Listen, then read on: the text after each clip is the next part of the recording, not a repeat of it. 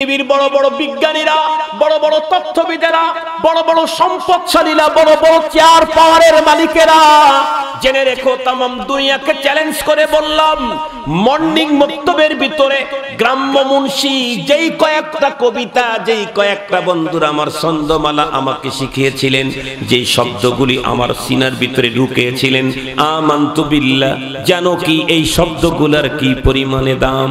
কোন একজন মানুষ যদি এমন হয়, তামাম পৃথিবীর সমস্ত সম্পদের মালিক, তামাম পৃথিবীর সকল সৌন্দর্যের মালিক, তামাম পৃথিবীর সবচাইতে বড় বন্ধুরা আমার শিক্ষিত, তামাম পৃথিবীর সবচাইতে বড় কবি, তামাম পৃথিবীর সবচাইতে বড় সাহিত্যিক, সব সাবজেক্টের ভিতরে দুনিয়ার অতীত এবং সামনে ভবিষ্যৎ যা আছে এর ভিতরে যদি সবচাইতে বড় সেরা হয়, কিন্তু ওর ভিতরে যদি আমান্তু বিল্লাহর পুঁজি না থাকে, কসম আল্লাহর, এই লোকটা মরণের পরে জীবনে কোনোদিন জান্নাতের দেখাও পাবে না। কুল্লু নাফসিন যায়িকাতুল মাউত সুম্মা ইলাইনা তুরজাউন। আল্লাহ পাক বলেন, প্রতিটি প্রাণীকে মৃত্যুর স্বাদ গ্রহণ করতে হবে, আর তোমাদেরকে আমার কাছে রিটার্ন ব্যাক আসতে হবে, আল্লাহর সামনে উপস্থিত হতেই হবে। আল্লাহর কোরআন আল্লাহ তাআলা আরো বলেন, ওয়াত্তাকু ইয়াওমান তুরজাউনা ফীহি ইলাল্লাহ সুম্মা তুওয়াফফা কুল্লু নাফসিম মা কাসাবাত ওয়া হুম লা ইউযলামুন। ওই দিনকে ভয় করো যেই দিন তোমাদের প্রত্যেককেই আল্লাহ পাকের কাছে ফিরে যেতে হবে, সেই দিনকে তোমরা ভয় করো। মুহতারাম হাজিরিন, তাহলে আমাদেরকে আল্লাহ পাকের কাছে ফিরে যেতে হবে। পৃথিবীর যেই মানুষ, প্রত্যেকটা মানুষ পরপারে উঠবে, ওঠার পরে এই মানুষগুলির অবস্থা হবে তিন প্রকারের। কয় প্রকার? তিন প্রকার। এক প্রকারের মানুষ পরপারে প্রথম চান্সেই জান্নাতি হয়ে যাবে, জীবনে কোনোদিন আর তাকে এখান থেকে বের হতে হবে না। আর এক প্রকারের মানুষ প্রথম চান্সেই জাহান্নামে যাবে, জীবনেও কোনোদিন জাহান্নাম থেকে সে মুক্তি পাবে না।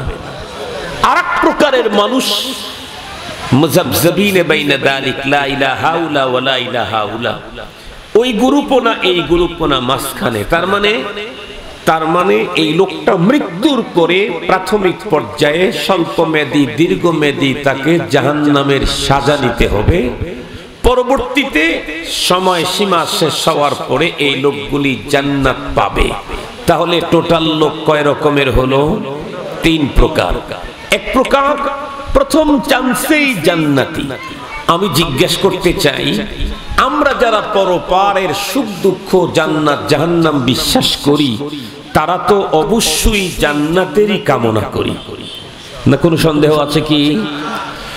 জান্নাতে যদি প্রথম চান্সে যেতে চাই, নাকি দীর্ঘমেয়াদী সাজা ভোগের পরে যেতে চাই? প্রথম চান্সে যেতে চাই। শুনেন, প্রথম চান্সে যদি কোনো মানুষ আল্লাহ পাকের জান্নাতে ডাইরেক্ট ঢুকতে চায়, তাহলে কোরআনে হাকিমে আল্লাহ পাক তাদের জন্য কর্মসূচি দিয়েছেন দুইটা। আল্লাহ তাআলা বলেন, ইন্নাল্লাযীনা আমানু ওয়া আমিলুস সালিহাত কানাত লাহুম জান্নাতুল ফিরদাউসি নুজুলা খালিদিনা ফিহা লা ইয়াবগুনা আনহা হিওয়ালা।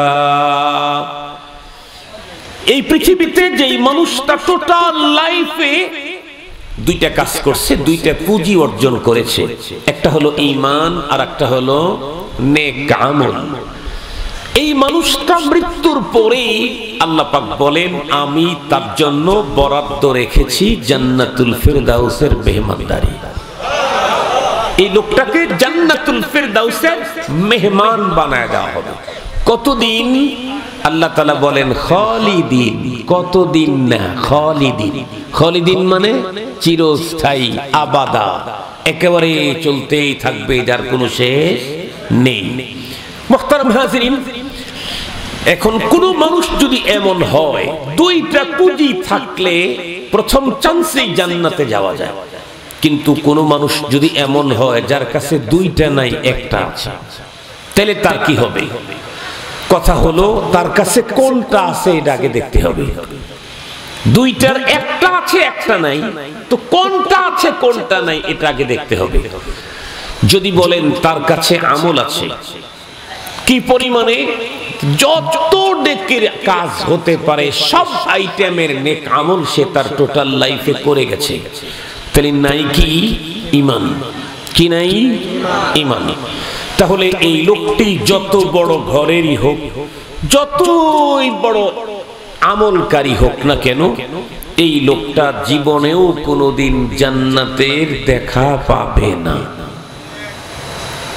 জান্নাতের দেখাই পাবে না। এই লোক চিরস্থায়ী জাহান্নামী, কারণ তার কাছে ঈমান নাই। ঈমান না থাকলে চিরস্থায়ী জাহান্নামী। খুব ভালো করে বুঝবেন, এই পৃথিবীতে ইসলামের জন্য আমরা আপনারা অনেক কোরবানি করি। আমার জানা মতে, আমার মতো 1000 আব্দুল বাসেত ইসলামের জন্য যা করেছে তার চাইতে আরো কয়েক কোটি গুণে বেশি করেছে বিশ্বনবীজির আপন চাচা খাজা আবু তালেব। কথা বলেন, খাজা আবু তালেব ইসলামের জন্য কিছুই করে নাই, শুধু ভাতিজার জন্যই করেছেন তা না, দ্বীনের জন্য করেছেন। কেমন? বিশ্বনবী সাল্লাল্লাহু আলাইহি ওয়াসাল্লামের উপরে পুরা মক্কার সকল পত্তলিকেরা যখন একত্রিত হয়ে অ্যাকশন নেওয়ার ঘোষণাই দিয়ে ফেলল, নবী ইসলামের চাচা তখন নবীজিকে ডেকে বললেন, ভাতিজা তুমি তোমার এই মিশনটাকে একটু অফ করে দাও। বিশ্বনবীজি তখন উত্তর করলেন, চাচু আপনি এটা কি বললেন? আমি তো পৃথিবীতে এসেছি এই মিশনের জন্য, আমাকে আপনারা দাওয়াত করেছেন ওয়াজ শোনার জন্য না ওয়াজ করার জন্য? কথা বলেন না কেন? আমি যদি একদম পিছনের কাতারে বসে থাকি তাহলে কি পরিমাণে ইজ্জত সম্মান খাওয়া দাওয়া হাদিয়া পাবো? কথা বলেন না কেন? কিছুই পাবো কি? আরো একটু জোরে বলেন। কেন? আমাকে তো দাওয়াতই করা হয়েছে ওয়াজ করার জন্য, এটাই কাজ আমার, এটা ছাড়া অন্যভাবে আমার এখানে আগমনের কোনো হেতুই নেই, কোনো তর্জমাই নেই।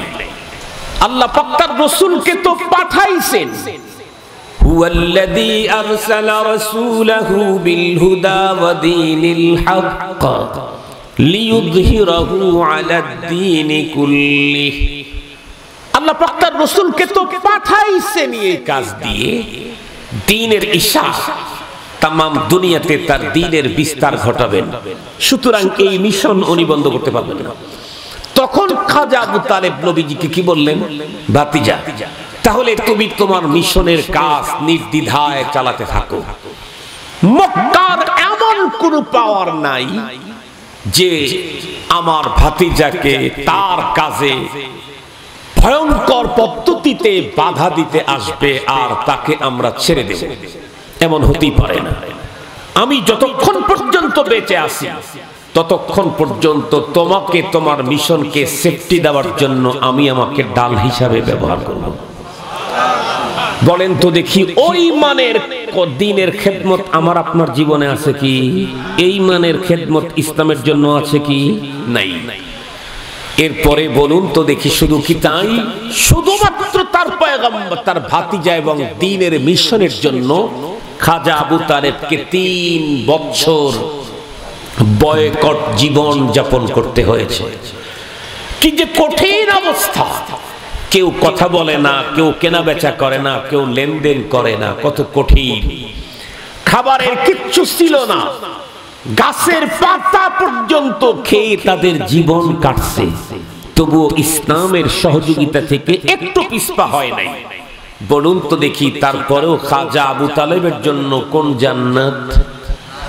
কথা বলেন একটু, কোন জান্নাত আছে কি? নাই। কেন?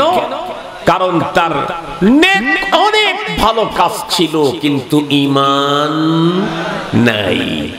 মনে রাখবেন, ঈমান যদি না থাকে 1 কোটি মসজিদ বানায়াও লাভ নাই। বাইতুল মুকাদ্দাসের ভিতরে যদি মরণ হয় আর বাইতুল্লাহর ইমাম গিয়া যদি তার জানাজা করে, তারপরেও কোনো লাভ নেই। ঈমান যদি দুর্বল হয়, একেবারে দুর্বল ঈমান, এই ঈমান নিয়ে কবরে চলে গেছে, তার তেমন কোনো নেক আমল নাই, পুঁজি একেবারে কম। সকাল বেলায় নরমাল নাস্তা খাইতে 30 টাকা দরকার, ওর কাছে আছে 3 টাকা। এই লোকটার যে দশা, এইরকমও যদি কোনো মুমিন হয়, দুনিয়া থেকে চলে গেছে, তার অনেক গুনাহ এখনো রয়ে গেছে, দুনিয়া থেকে চলে গেছে একেবারে অল্প কিছু নেকি নিয়ে গেছে, কারণ লোকটার মরণ এসেছে অতর্কিতভাবে। কেমনে? লোকটা একেবারে নওজোয়ান, তাগড়া, 22-24 বছর বয়স, তাগড়া জওয়ান, জওয়ানি আছে, রক্তের গরম আছে, সব আছে, এবং টোটাল ফিটনেস বড় চমৎকার। কিছুদিন আগে বিদেশে চেক আপ করে আসছে, সব ভালো আছে এবং অনেক ভালো আছে। ও ভাবতেছিল আমি একটু দুনিয়ার জন্য কিছু করি, সময় তো ইনশাল্লাহ পাবই, তখন আমি জীবন চলার পথে মালিকের সাথে যা ভুল বেদবি হয়েছে এটা ক্ষমা নিয়ে নেব এবং পরপারের পুঁজিটা একটু পরে করব। কিন্তু হলো কি, দুনিয়া করতে গিয়ে আল্লাহকুমুত তাকাসুর হাত্তা যুরতুমুল মাকাবির, ও জানেই নাই, অতর্কিত সকাল বেলায় নাস্তা খেয়ে শরীরের ভিতরে সেন্টেন লাগিয়ে কর্মস্থলের দিকে, ব্যবসার অবস্থানের দিকে, অফিসের দিকে যাচ্ছে, পথের ভিতরে হঠাৎ করে গাড়ি একটার উপরে পড়ে চাপা পড়ে ডেড বডি হয়ে গেছে। এরকম হয় না? হয় না? এই লোকটা কি পরপারের জন্য প্রস্তুত ছিল? ছিল না। ভাবছে একটু পরবর্তীতে প্রস্তুতি নেব, লোকটা মারা গেল। ওর জীবনে অনেক গুনাহ, ওর নেকি একেবারে কম। তে কি হবে? ঈমান বড় দুর্বল বলে অসুবিধা নেই তেমন। কেন?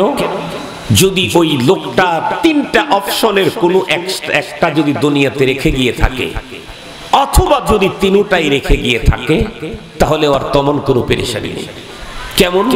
আল্লাহ রাসূল বলেন, ইদা মাতাল ইনসান ইনকাতা আনহু আমালুহু ইল্লা মিন সালাস, কোন মানুষ যখন মরে যায় তখন তার আমলের সকল দরজাই বন্ধ হয়ে যায়, কিন্তু 3টা চালু থাকে।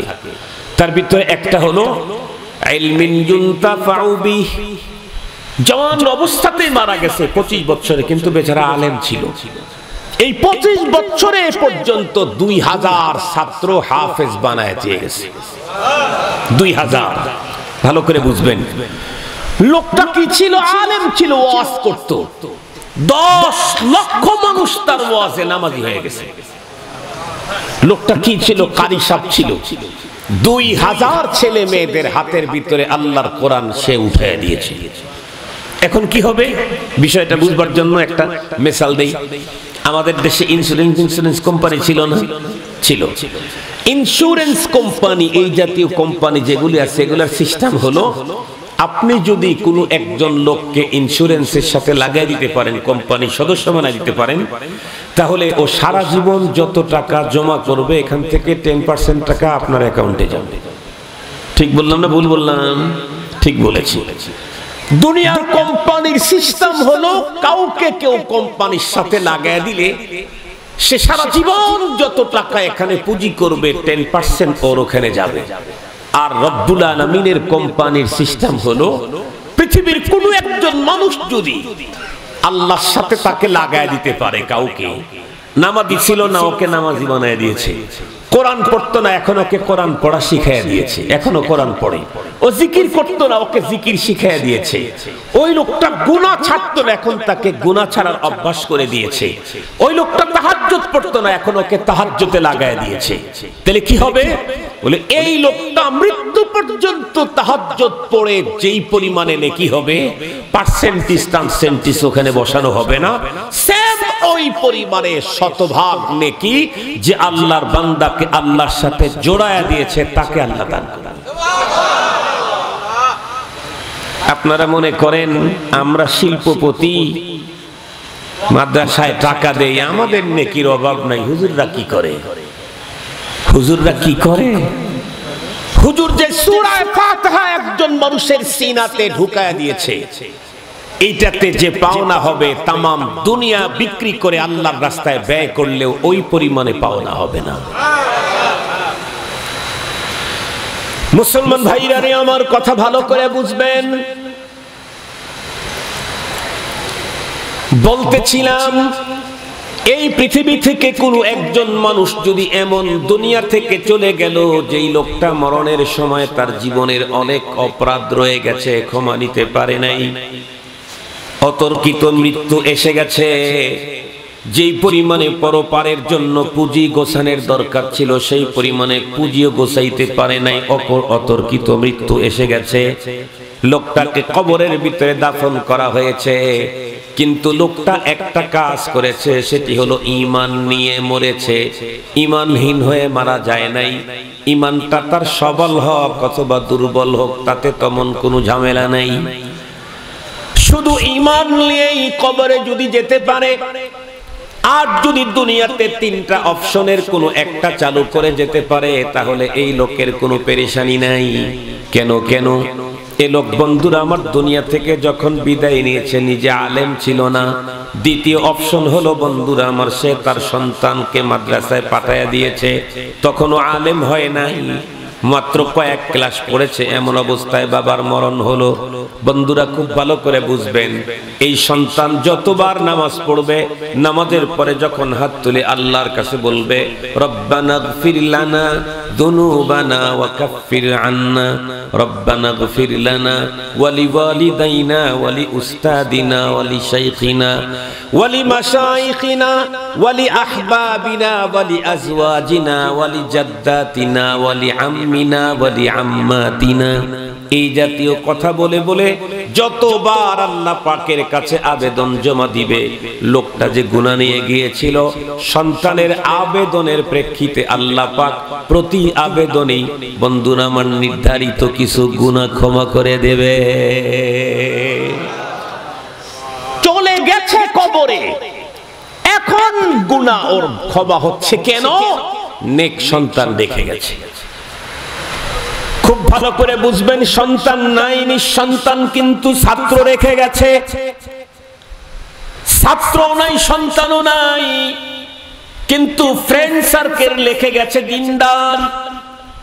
যখনই মসজিদে যায় তার প্রয়াত বন্ধুর কথা মনে পড়ে, সেজদার ভিতরেও চোখের পানি মনের অজান্তে ছেড়ে দেয়, মনে মনে রবকে ডেকে বলে, ইয়া আল্লাহ, বন্ধু আমার তুমি নিয়ে গেছো, আমার কোনো আপিল নাই, তবে পরপারের পূর্ণ প্রস্তুতি গ্রহণ করতে পারে নাই, বন্ধু আমার চলে গেছে, তুমি ওরে ক্ষমা করে দাও, তোমার কাছে আমি ক্ষমার আবেদন জানাই। শুধু কি তাই? এভাবে কি তার অপরাধটাই ক্ষমা হবে না? না, বরং তার নেকি নিয়ে গেছে একদম অল্প, কিন্তু সন্তান রেখে গেছে। সন্তান 5 ওয়াক্ত সালাতের পরে হাত উঠায় আল্লাহর কাছে ডেকে বলে, রব্বির হামহুমা কামা রব্বায়ানি সগীরা। আয় আল্লাহ, আমার আব্বা আম্মাকে কবর জগতে ওই দয়া করো, ওই ভালোবাসা দাও, ওই পুঁজি দাও, ওই টাকা দাও, ওই পয়সা দাও, যেই ভালোবাসা, যেই পুঁজি, যেই আদর সোহাগ আমাদেরকে ছোট্টবেলায় তারা দিয়ে লালন পালন করেছেন। খুব ভালো করে বুঝবেন, কন্টিনিউ তার সন্তান যদি দৈনিক 10,000, 10,000, 10 লাখ, 10 কোটি করে নেকি পৌঁছাইতে থাকেন, সন্তান 50 বছর পর্যন্ত বেঁচে থাকলে কন্টিনিউ 10 কোটি করে নেকি তার জন্য পৌঁছাইলে, উনি নিয়ে গেছিলেন অল্প, এখন তো হিমালয় পাহাড়ের চাইতে নেকির বড় স্তূপ হয়ে যাবে। মুহতারাম হাজিরিন, এটা ইসলাম একটা অপশন, ইসলাম একটা সিস্টেম করে দিয়েছেন। এটা পিতা মাতা ইন্তেকালের পরে সন্তানের জিম্মায়, এটা আব্বা আম্মার পাওনা। সন্তান তার বাবার জন্য সব পরেশানি করবে। সে আমাকে লালন করতে গিয়ে নিজের পুঁজি করতে পারে নাই, আমাকে বড় করতে গিয়ে নিজের পুঁজি বড় করতে পারে নাই, হঠাৎ চলে গেছেন, পুঁজি একদম অপ্রতুল। তাহলে কি হবে? রব সিস্টেম দিয়েছেন, তুমি তোমার বাবার জন্য পুঁজি পাঠাও, সাদকা করো, মসজিদ বানায় দাও বাবার নামে, সূরাতুল ফাতিহা পড়ো, আমার কাছে তুমি আবেদন করো গুনাহ মাপে। বলো আমার কাছে দয়ার আবেদন অ্যাপ্লিকেশন জমা করো, আর এই দরখাস্তগুলি জমা দিলেই কবুল। কেন? কারণ এই দরখাস্তের শব্দ আমার কোনো পীর শিখায় নাই, রব্বুল আলামিন নিজেই এই শব্দগুলা শিখায় দিয়েছেন।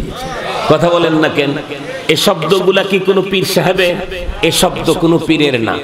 আল্লাহ নিজেই বলেন, ওয়া কাদা রাব্বুকা আল্লা তা'বুদু ইল্লা ইয়্যাহু ওয়া বিল ওয়ালিদাইনি ইহসানা ইম্মা ইয়াবলুগান্না ইনদাকাল কিবার আহাদুহুমা আও কিলাহুমা فلا تقل لهما اف ولا تنهرهما وقل لهما قولا كريما واخفض لهما جناح الذل من الرحمة وقل رب ارحمهما كما ربياني صغيرا। মুহতারাম হাজিরিন, ভালো করে বুঝবেন, যতদূর পর্যন্ত মাইকের আওয়াজ গেছে কোরআনে পাকের আয়াতে কারিমা তেলাওয়াত যারা আজমতের সঙ্গে আদব রক্ষা করে শ্রবণ করেছেন, এখনো যদি দিলে দিলে নিয়ত করেন, আল্লাহ এই আয়াত থেকে যা নেকি আমার জমা হয়েছে আমি আমার বাবারে দিয়ে দিলাম, আপনি অন্তরে বলতে দেরি হবে, অন্তরে এই নেকিগুলি আপনার আব্বার আমলনামায় অ্যাড হতে দেরি হবে না। দুনিয়ার তো বিজ্ঞান অনেক উৎকর্ষ সাধন করেছে, তথ্যগত প্রযুক্তিগত অনেক উন্নতি হয়েছে। একটা সময় তো কেউ কাউকে ব্যাংকে থেকে টাকা দিতে চাইলে ব্যাংক কার্ড ছাড়া টাকা দেওয়ার কোনো সিস্টেম ছিল না। এখন কি মোবাইলে অ্যাপস আসছে, ব্যাংকের ওই অ্যাপস যদি কেউ মোবাইলে ধারণ করে, তাহাজ্জুদের সময় ইচ্ছা করলে কোটি টাকা নিজের অ্যাকাউন্ট থেকে আর এক অ্যাকাউন্টে ট্রান্সফার করা যায়। ঠিক বললাম না ঠিক বললাম? মানুষের তৈরি করা তথ্য প্রযুক্তির কারণে যদি অফিসে না গিয়ে মোবাইলটা শুধু হাতে আছে, টাকা নাই, পয়সা নাই, কাগজ নাই, পেপারস নাই, ম্যানেজার নাই, দফতরিও নাই। এখানে ব্যাংকের ম্যানেজার আছে নাকি? দফতরি আছে নাকি? নাইট গার্ড আছে নাকি?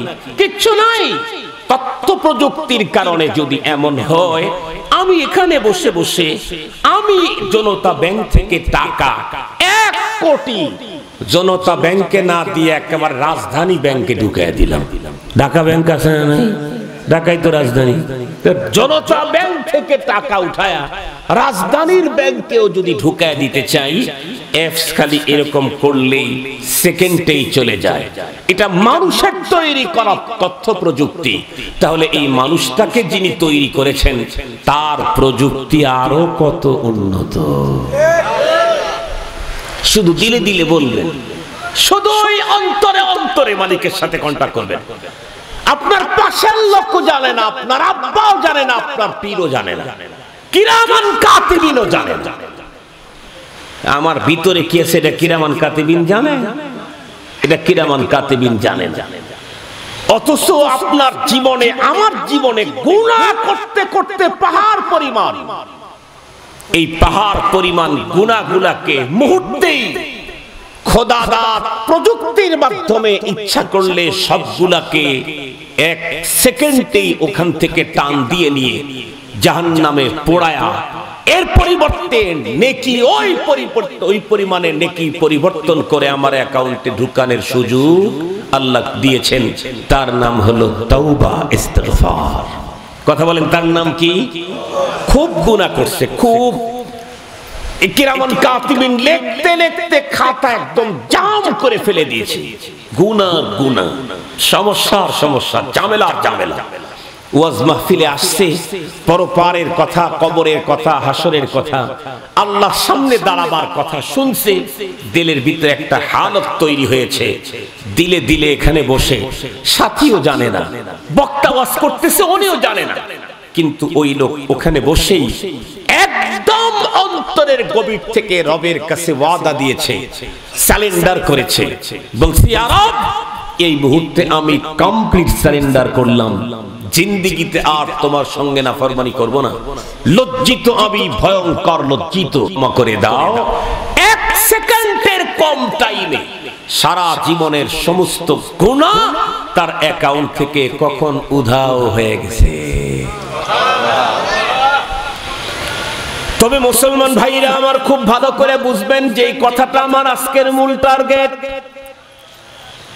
সেটা হলো কারো বাবা মা, কারো আপনজন আখিরাতের জন্য পুরা প্রস্তুতি নিতে পারে নাই, ভেবেছিল সামনের দিনে প্রস্তুতি গ্রহণ করব, গুনাহ ক্ষমা করে কবরে যাব, হাজার হাজার কোটি কোটি নেকির পালা বড় করে তারপরে কবরে যাব। কিন্তু না না না, হঠাৎ করে আকস্মিক মৃত্যু তাকে ধরে নিল, চলে গেল। তখন তার আমলনামায় প্রচুর গুনাহ, নেকি নাই নাই নাই, একেবারে নেকির ভয়ঙ্কর সংকট। এই লোকটা বন্ধুরা আমার যদি কবরে চলে গেছে, শুধুই যদি ঈমানটা নিয়ে যেতে পারে, ঈমানটা যদি দুর্বল হয়, তারপরেও এই লোকটা পরপারে মুক্তি পাওয়ার জন্য ব্যবস্থা আছে। কেমনে? সে নিজে আলেম ছিল, তার ইলমের দ্বারা দুনিয়ার মানুষ উপকৃত হচ্ছে। যত মানুষ উপকৃত হচ্ছে তত মানুষের নেকির আমল পার্সেন্টেজ কত, তাকে 100 দেওয়া হবে, তাকেও 100 দেওয়া হবে, এভাবে তার আমল বেড়ে যাবে। উনি নিজেই বন্ধুরা আমার আলেম ছিলেন না, নেককার সন্তান রেখে গেছে। সন্তান এভাবে বাবা মার জন্য কন্টিনিউ দোয়া করে, গুনাহ মাফ চায়, তার গুনাহ মাফ করে দেওয়া হবে, আমলনামা বেড়ে দেওয়া হবে। অথবা বন্ধুরা আমার দুনিয়ার ভিতরে কোন সদকায়ে জারিয়া করে গেছে, যেই জারি সদকার কারণে অল্প অ্যাকাউন্টের ভিতরে অল্প টাকা ছিল, কিন্তু ওই দিক থেকে ওই দিক থেকে ওই দিক থেকে চতুর্দিক থেকে ঢুকতে ঢুকতে এখন বন্ধুরা আমার তার অনেক নেকি হয়ে গেছে। এই লোকটা পরপারে মাপ পেয়ে যাবে। কিন্তু সবচেয়ে বড় ভয়ঙ্কর কথা হলো, যে মানুষটা দুনিয়া থেকে চলে গেল, ওই লোকটা যদি মরণের আগে আগে তার ঈমান নামক মহাসম্পদ যদি ভঙ্গ হইয়া যায়, ঈমান যদি ভেঙ্গে তারপরে যদি কবরে যায়, এই লোকের জন্য তামাম দুনিয়ার সমস্ত মানুষ মিলে মাগফিরাত কামনা করলেও একটা গুনাহ মাফ হবে না। নবী রাসূলগণ পর্যন্ত এই লোকের ব্যাপারে পরকালে কোনো সুপারিশ করার পারমিশন নাই। এই জন্য সবচেয়ে বড় জটিল বিষয় হলো ঈমান। ভালো করে বুঝবার জন্য চেষ্টা করবেন। আমরা নামাজ পড়ার জন্য ওযু করি, যতই সুন্দর করে ওযু করি, আরবিতে ইসবাগে ওযু বলা হয়, সবচেয়ে সুন্দর করেও যদি আমি ওযু করি, বলুন তো দেখি এই ওযুটা কি কিয়ামত পর্যন্ত চলবে না? ওযু ভঙ্গের কারণ আছে। কারণ আছে কি? ওযু ভঙ্গের কারণের কোনো একটা যদি বন্ধুরা আমার প্রকাশ পায়, তাহলে টোটাল ওযুটাই নষ্ট। কোন একজন মানুষ তাকবীরে তাহরিমা বেঁধে নামাজ শুরু করলো, তার আগে কমপ্লিট সুন্দর করে ওযু করেছে, এরপরে বন্ধুরা আমার জায়নামাজ সবচাইতে দামি, একেবারে সবচাইতে পুত পবিত্র সুঘ্রাণ যুক্ত জায়নামাজ বিছাইলো। আমরা জানি নামাজের ভিতরে 13 ফরজ, 14টা ওয়াজিব, 51টা সুন্নত আছে। সবগুলি পালন করে একজন মানুষ 4 রাকাত নামাজ শুরু করলো, 1 রাকাত পড়লো, 2 রাকাত পড়লো, 3 রাকাত পড়লো, 4র্থ রাকাত পড়ে ফেললো, সালাম ফিরাবে।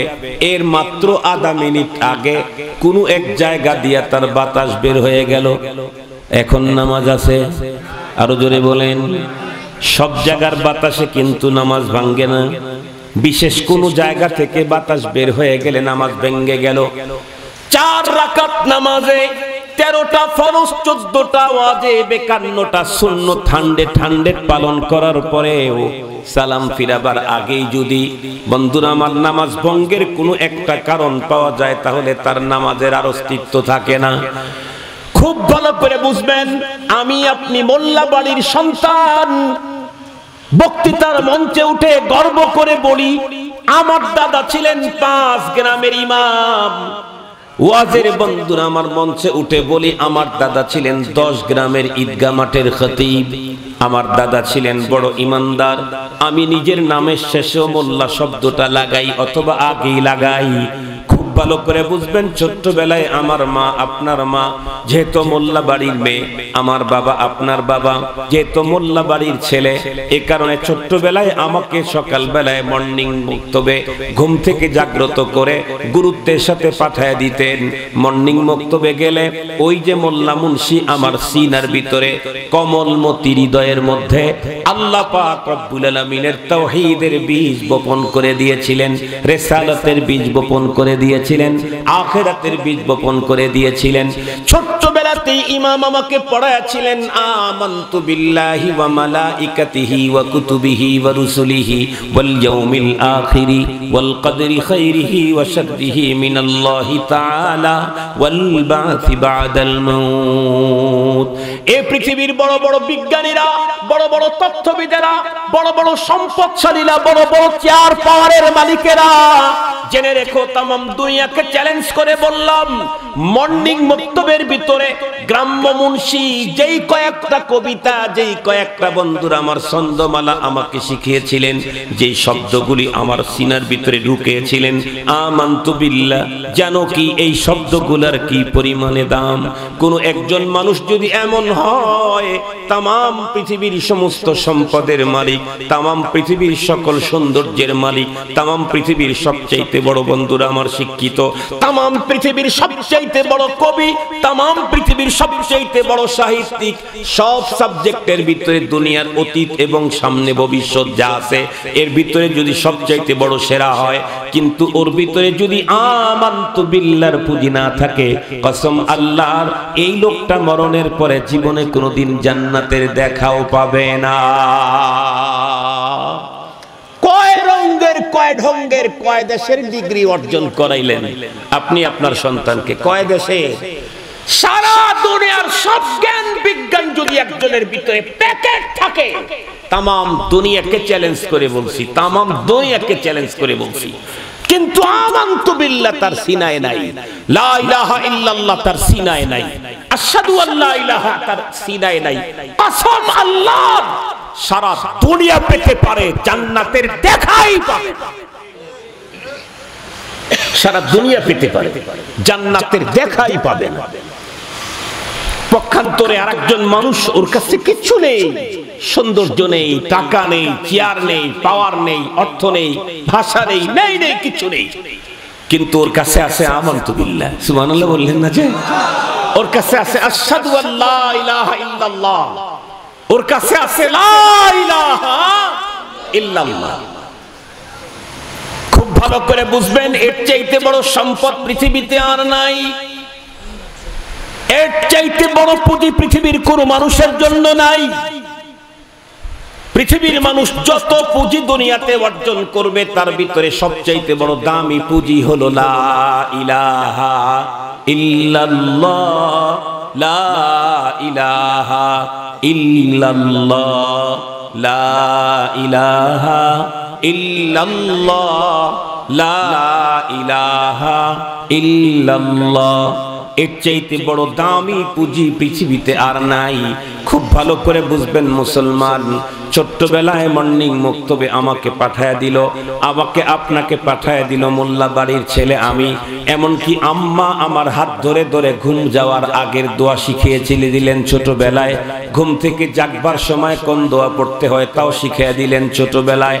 আম্মু পানির গ্লাস সাথে নিয়ে দোয়া না পড়া পর্যন্ত কখনো আমাকে পানি পান করতে দিতেন না আম্মু, কারণ মোল্লা বাড়ির মেয়ে, উনি আমাকে ইসলাম শিখিয়ে দিলেন।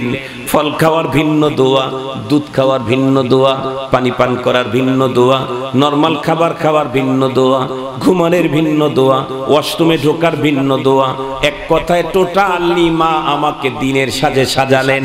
একটু যখন বড় হতে শুরু করলাম, প্রথমে প্রাইমারিতে গেলাম, এরপরে কিছুদিন পরে প্রাইমারি পাশ করে হাই স্কুলে গেলাম, আর একটা পরিবেশে ঢুকলাম, এরপরে হাই স্কুল কমপ্লিট করে কলেজে ঢুকলাম, কলেজ কমপ্লিট করে ইউনিভার্সিটিতে গেলাম, এরপরে আরো বড় কোনো ডিগ্রি অর্জন করার জন্য আব্বু আমাকে কষ্ট করে টাকা দিয়ে পাঠাইয়া দিল আমেরিকাতে।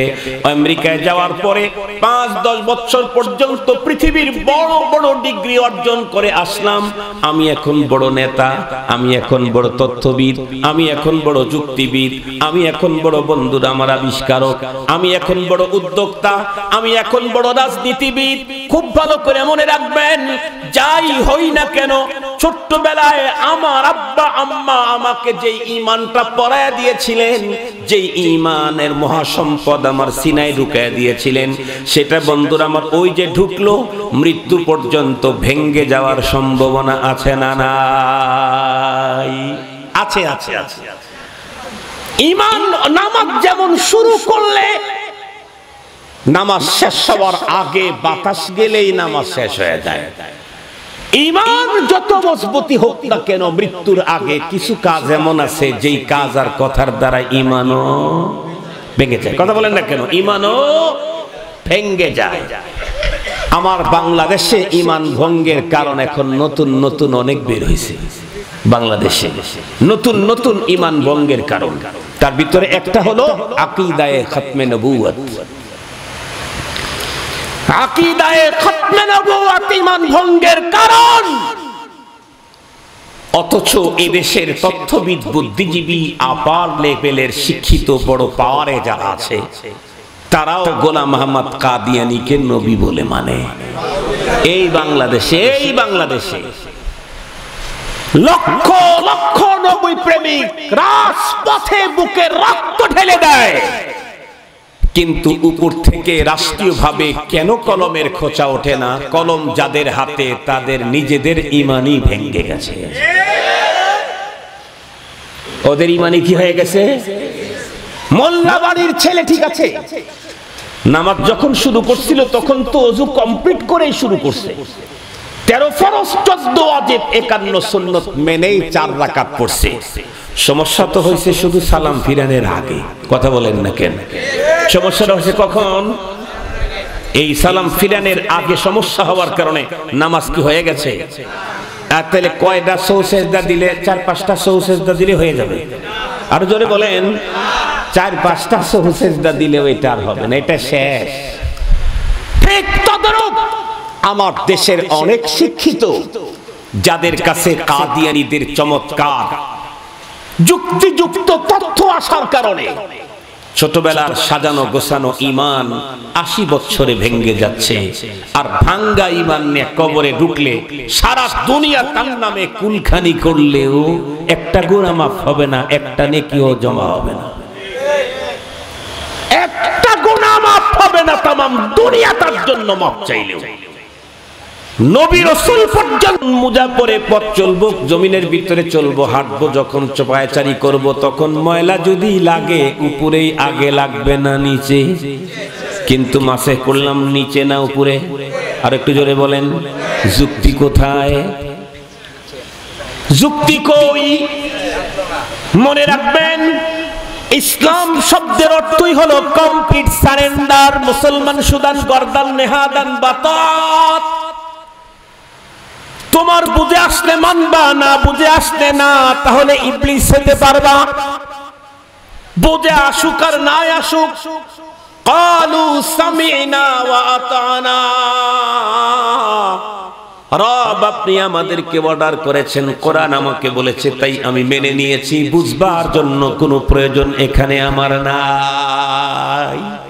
রব করতে বলেছেন তাই আমাকে করতে হবে, এটাই যুক্তি। কথা বলেন না কেন? সৃষ্টিকর্তা আমাকে করতে বলেছেন তাই করতে হবে। লাভ লস হিসাব করবার পারমিশন আমার আপনার নাই। আমি কে? আমার রবের হুকুমের কাছে আমি কে? আপনি কে? মুহতারাম হাজিরিন, আমি আমার আলোচনাকে দীর্ঘায়িত করতে চাই না, একটা গুরুত্বপূর্ণ মেসেজ দিতে চাই। আমার দেশের অনেক শিক্ষিত লোক এমন আছে যাদের কাছে কাদিয়ানী গ্রুপ এভাবে তথ্য প্রচার করে, এভাবে ভুলভাল বুঝায়, যুক্তি পেশ করে। কি কয়? আল্লাহ পাকের চিরাচরিত নিয়ম কি? আল্লাহ পাক একজন পয়গম্বরকে দুনিয়া থেকে নিয়ে গেলে খুব দ্রুত টাইমে আরেকজন পয়গম্বর পাঠাইতেন, কারণ পয়গম্বর বিহীন পৃথিবী ঘোরাচ্ছন্ন অন্ধকার। দেখেন না, আমার পয়গম্বরকে যখন রব্বুল আলামিন দুনিয়াতে পাঠিয়ে দিলেন, মাত্র তার 500 বছর 550 বছর আগে হযরত ঈসা পয়গম্বর বিদায় নিয়েছিলেন। তাই তামাম দুনিয়া ঘোরাচ্ছন্ন অন্ধকার। মানুষের ভিতরে মনুষ্যত্ব তো দূরের কথা, পশুত্ব স্বভাবটাও ছিল না। মানুষের ভিতরে ছিল ওয়াহশানিয়াত, হিংসাত্মতা। বন্ধুরা আমার, ছিল, পশুত্বের স্বভাবও ছিল না। কিয়ামত পর্যন্ত যেহেতু আর কোন নবী আসবে না, এই কারণে লম্বা টাইম পর্যন্ত একদম নবীহীন থাকলে তামাম দুনিয়া ঘোরাচ্ছ অন্ধকারে ছেয়ে যাবে। এই কারণে তারা আপনাকে বুঝাবে কি? আমরা আমাদের পয়গম্বর মুহাম্মদুর রাসূল সাল্লাল্লাহু আলাইহি ওয়াসাল্লামকে সর্বশ্রেষ্ঠ নবী বিশ্বাস করি, ঝামেলা নাই। আমাদের পয়গম্বর মুহাম্মদুর রাসূলুল্লাহ সাল্লাল্লাহু আলাইহি ওয়াসাল্লামকে সর্বশেষ নবীও মানি, ঝামেলা নাই। তাহলে গোলাম আহমদ কাদিয়ানী বলে এই রকমের যারা আসবে কিয়ামত পর্যন্ত আরো অনেকে আসবে, কেন? এরা হলো ওই পয়গম্বরের সহযোগী নবী। আর একটু জোরে বলেন, কি বলবে? এরা হলো ওই পয়গম্বরের সহযোগী নবী, এরা হলো জিল্লি নবী, ছায়া নবী। এই জাতীয় নানান রকমের শব্দগুলা লাগায়া চমৎকার যখন যুক্তি উপস্থাপন করে, আমার দেশের বন্ধুরা, আমার পাক্কা সাচ্চা মোল্লা বাড়ির ইমানদার লোকটাও 80 বছরে গিয়ে এটা যখন বিশ্বাস করে ফেললো, সালামের আগে বাতাস বের হওয়ার কারণে তার নামাজ যেমন ভঙ্গ হয়েছে, 80 বছর বয়সে মৃত্যুর আগে জিল্লি নবী, ছায়া নবী, সহযোগী নবী আমার নবীর পরে নতুন কাউকে বিশ্বাস করার কারণে তার ঈমান, আবার একটু জোরে বলেন, তার ঈমান।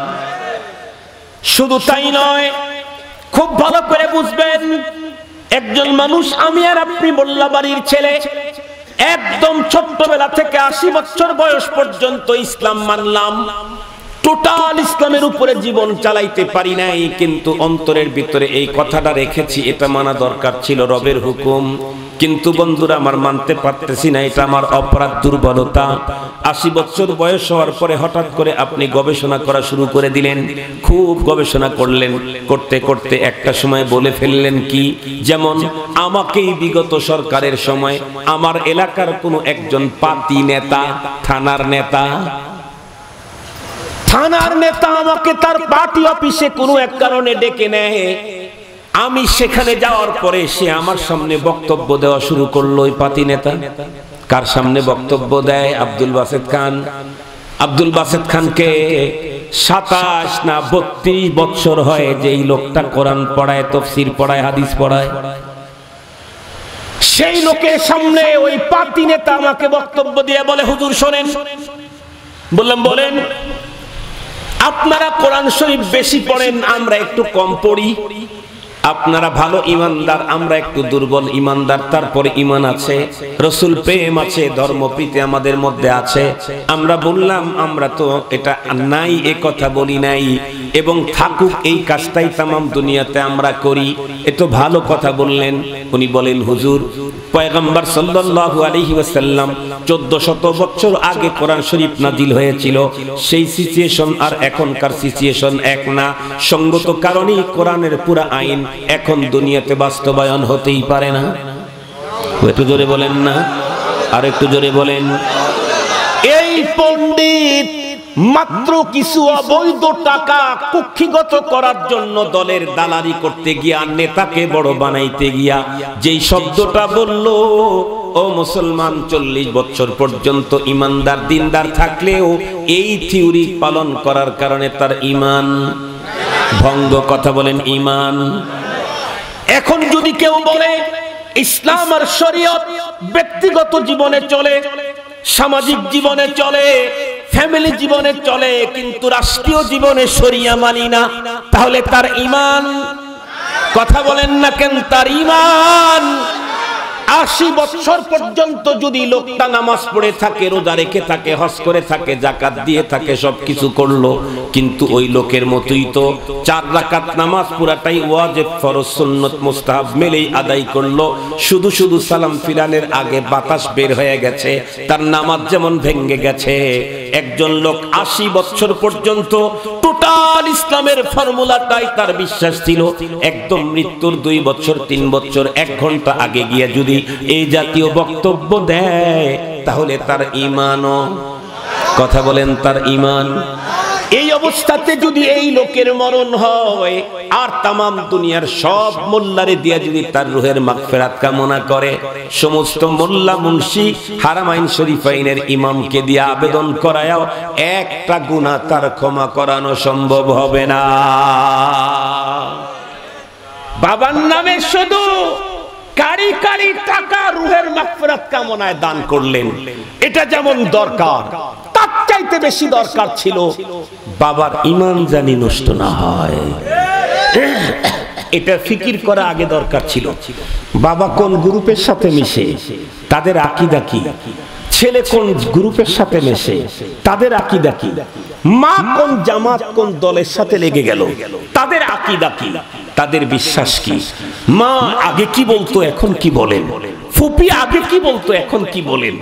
বড় আপা আগে কেমন চলতেন এখন কেমন চলেন? কাদের সাথে গেলেন?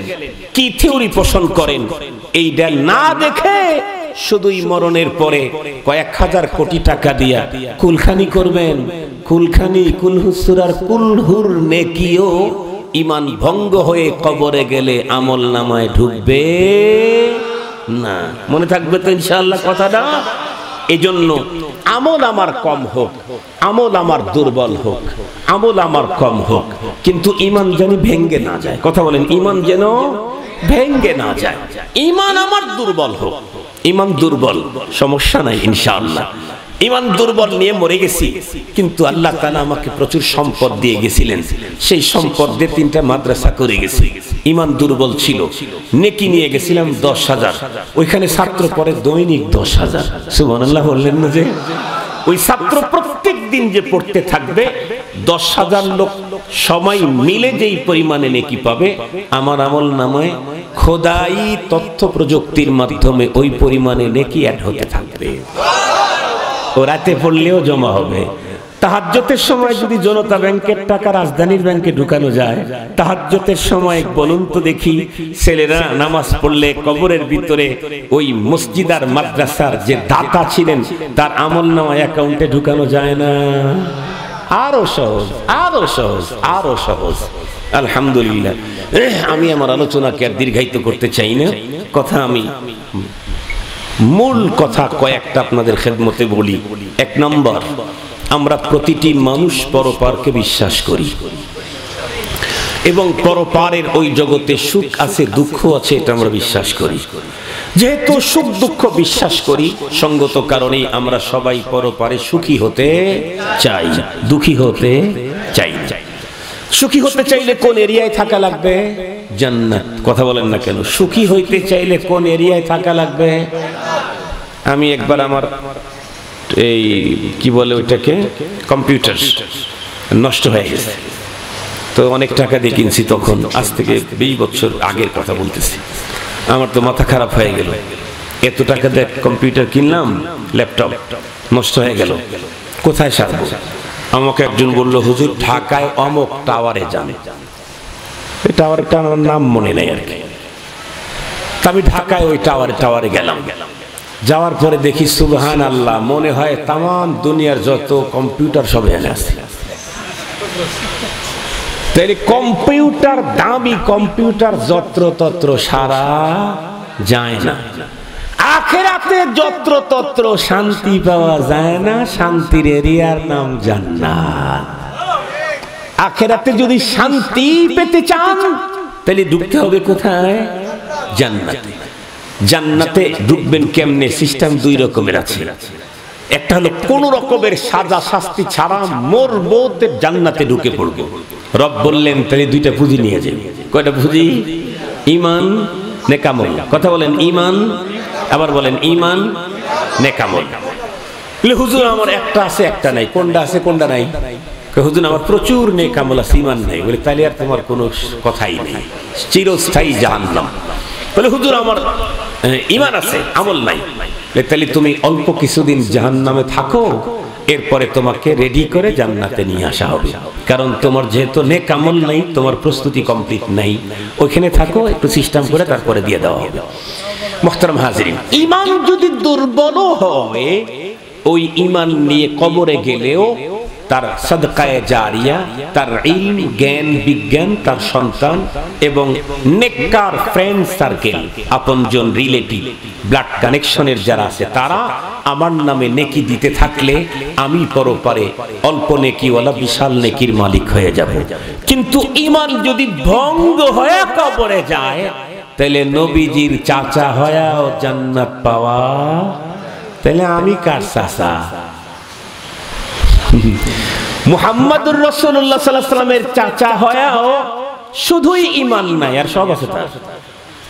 জান্নাত নাই, আমি কাশতাসা, আমি যে জান্নাতের আশা করে আছি, আমি কাশতাসা। আল্লাহ তাআলা আমাদের সকলকে কথা বুঝবার তৌফিক দান করুক। সহি শুদ্ধ ঈমান এটা পাবেন উলামায়ে দেওবন্দের কাছে।